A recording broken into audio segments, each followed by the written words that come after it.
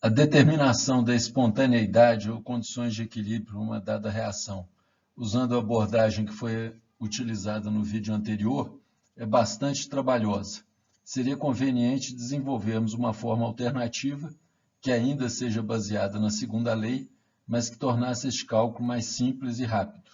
Isso pode ser feito através da definição de uma outra função termodinâmica de determinada energia livre.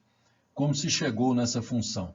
Então, tomando novamente a definição de entropia total, definida como variação de entropia do sistema mais a da vizinhança, e lembrando do que vimos anteriormente, que a do sistema é a variação de entropia da reação, envolvendo reagentes e produtos no estado padrão, e a da vizinhança, menos o ΔH da reação dividido por T, nós podemos escrever de uma forma geral que o ΔS total é a soma das duas variações de entropia, ΔS0 da reação, mais menos ΔH0 da reação sobre T.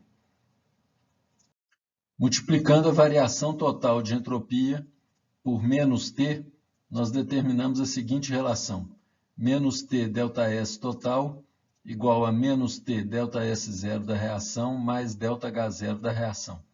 Esta soma dessas duas contribuições foi definida como a variação da energia livre de Gibbs para uma determinada reação, onde G é a designação que damos para a energia livre de Gibbs, que corresponde a menos T ΔS total da reação.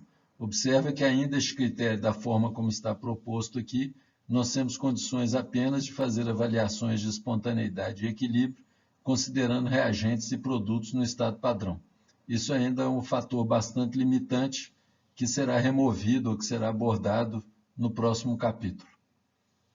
A definição da energia livre de Gibbs, G, é entalpia menos o produto de temperatura vezes entropia. Considerando uma temperatura constante e analisando uma variação de energia livre, nós podemos escrever que o ΔG0 de uma reação é igual ao ΔH0 dessa reação menos o produto de T ΔS0. Como para chegar nessa função nós multiplicamos a variação de entropia por menos T, o critério para a espontaneidade agora muda em termos do sinal. Quando a variação de energia livre padrão da reação é menor do que zero, significa que a reação é espontânea com reagentes e produtos no estado padrão. Quando o ΔG0 é zero, é equilíbrio com reagentes e produtos no estado padrão. E quando a variação de energia livre é positiva, significa que a reação é espontânea no sentido oposto ao que foi considerado, ainda com reagentes e produtos no estado padrão. O que vamos fazer agora é derivar uma expressão geral que relacione a variação de energia livre de uma reação a uma dada temperatura com este valor de temperatura, empregando a definição do ΔG0 como sendo ΔH0 menos T ΔS0 da reação, e desmembrando aqui tanto a variação de entalpia quanto a de entropia, usando conceitos que foram utilizados em vídeos anteriores, nós podemos dizer que a variação de entalpia de uma reação a uma temperatura T qualquer é a variação de entalpia dessa reação a 298, mais a integral de 298 a T do somatório do CP dos produtos menos o somatório do CP dos reagentes dt. Isso basicamente que está representado nessa integral é aquilo que fizemos em vídeos anteriores de resfriar os reagentes e aquecer os produtos e ver as variações de entalpia associadas a essas transformações. Definido como sendo ΔCP o somatório do CP dos produtos menos o somatório do CP dos reagentes, podemos reescrever essa equação numa forma mais compacta, que vai indicar que o ΔH0 de uma reação a uma dada temperatura é igual ao valor dessa entalpia a 298 mais essa integral do ΔCP dt. Lembrando que os calores específicos vão ser expressos em funções daquelas constantes A, B e C que vimos anteriormente. Usando a mesma abordagem para calcular a variação de entropia a uma dada temperatura, nós obtemos essa equação, ΔS0 298 mais a integral de 298 a T de ΔCP, que é o CP dos produtos, menos o somatório do CP dos reagentes, dt sobre T. Com isso, mais uma vez, o ΔCP sendo definido como esse parênteses, podemos escrever novamente uma expressão mais compacta para a variação de entropia de uma reação a uma dada temperatura, em função deste valor a 298, mais essa integral do ΔCp dt sobre T.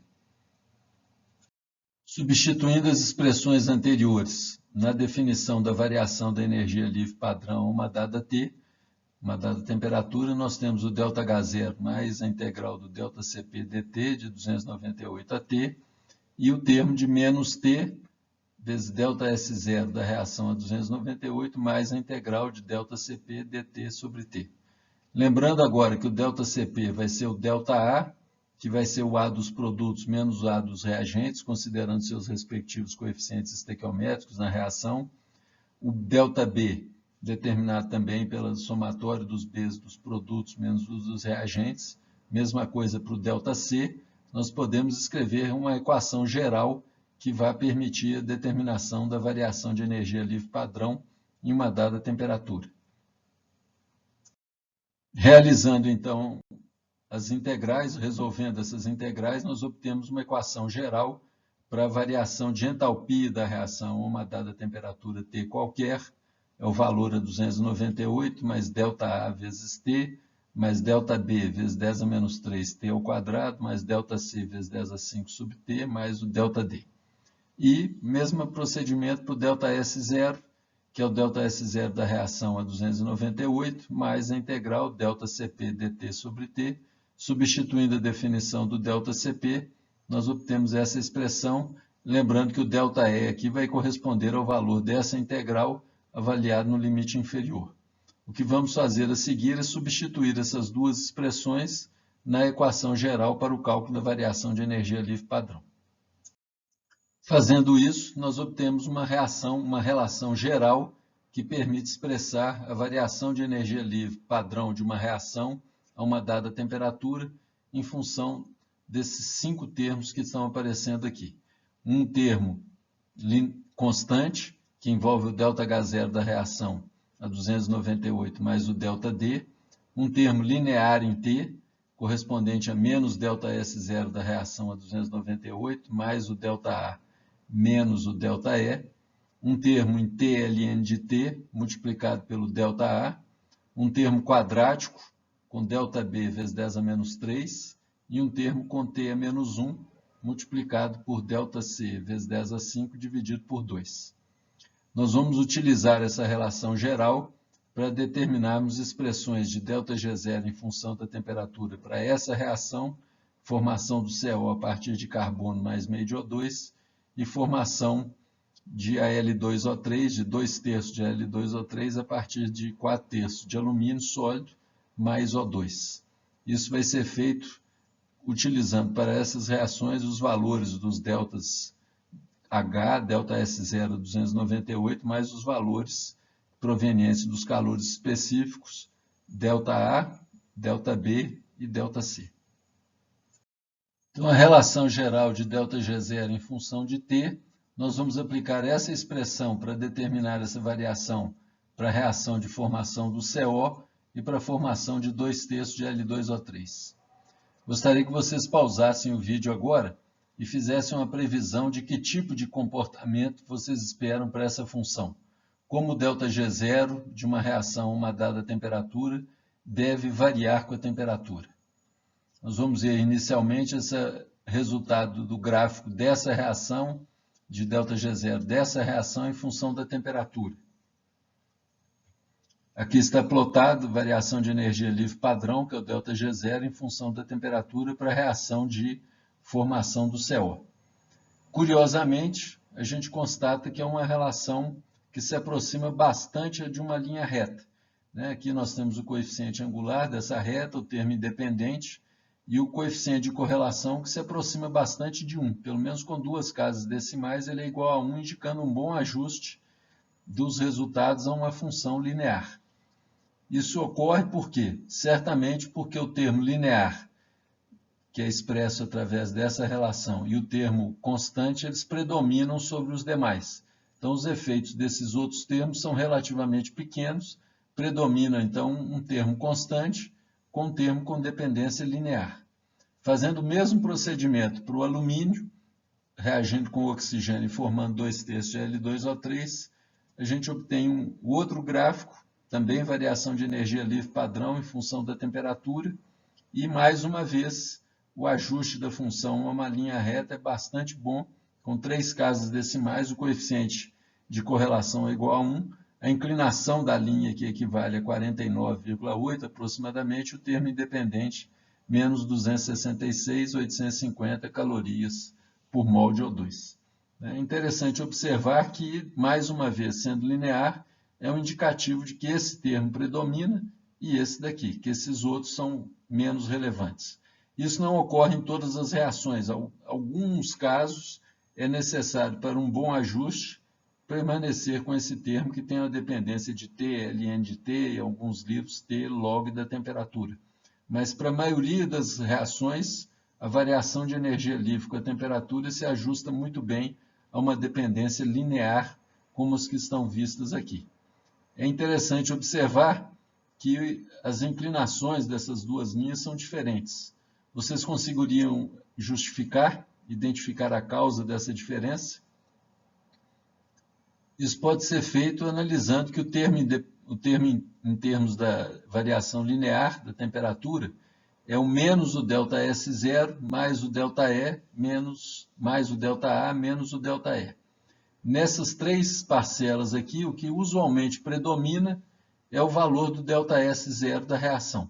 Então, nós podemos dizer que a inclinação dessa reta corresponde aproximadamente menos o ΔS0 da reação. Se examinarmos essa reação, ΔS0 para ela é positivo, nós temos sólido com meio gás formando 1 mol de gás, então há um aumento da entropia, esse valor de ΔS0 é positivo, com menos nós vamos obter uma linha com inclinação negativa. Analisando agora o caso do Al2O3, ocorre exatamente o oposto. Nós temos um sólido com um gás no reagente e um sólido no produto, certamente a variação de entropia aqui é negativa, como a inclinação é menos o ΔS, a inclinação nesse caso é positiva. Felizmente para nós, não há necessidade de ficarmos desenvolvendo aquela equação geral em todos os casos. Existe uma farta divulgação na literatura de valores de variação de energia livre padrão para diversas reações, algumas vezes encontradas na forma linear, como vimos no slide anterior, algumas vezes na forma A mais BT, que é uma forma linear, mas acrescentando o termo em T, ln de T ou T log de T, como veremos nos slides a seguir. Essa tabela que é apresentada aqui foi retirada do livro do Gaskell, que é uma das referências que foi recomendado no início do curso, e para ela constam as reações químicas e as respectivas variações de energia livre para a reação expressa em calorias, para a equação na forma em que foi escrita. É interessante observar que para cada uma delas aparecem os limites de validade, o que significa dizer que a temperatura que pode ser utilizada nessas equações tem que cair dentro dessas faixas que estão indicadas aqui. E entre parênteses aqui nós identificamos os respectivos estados padrão que foram adotados para avaliação das diferentes energias livres. Nós vemos que em alguns casos, foi necessário ter um termo em T log de T para permitir um ajuste melhor dessa função aos dados de variação de energia livre padrão. Para a maioria delas, entretanto, a relação linear satisfaz as necessidades usuais de cálculos termodinâmicos. Essa tabela de variação de energia livre padrão de formação de compostos, ela foi retirada dos dados termodinâmicos para metalurgistas. Lá uma série de tabelas agrupadas por tipo de compostos. Essa daqui é correspondente aos óxidos, onde temos a reação e os valores de A e B, que correspondem ao coeficiente angular, que é o B, e o termo independente. Uma das limitações dessas tabelas é que, diferente da que foi apresentada no slide anterior, ela não tem as faixas de validade. Entretanto, para os propósitos aqui do curso, ela é perfeitamente factível de ser usada. Para cálculos em que o resultado final, os valores, são importantes, eu recomendo uma revisão sempre mais atualizada dos dados mais recentes de variação de energia livre padrão, que são encontrados em livros de termodinâmica e também em alguns sites na internet.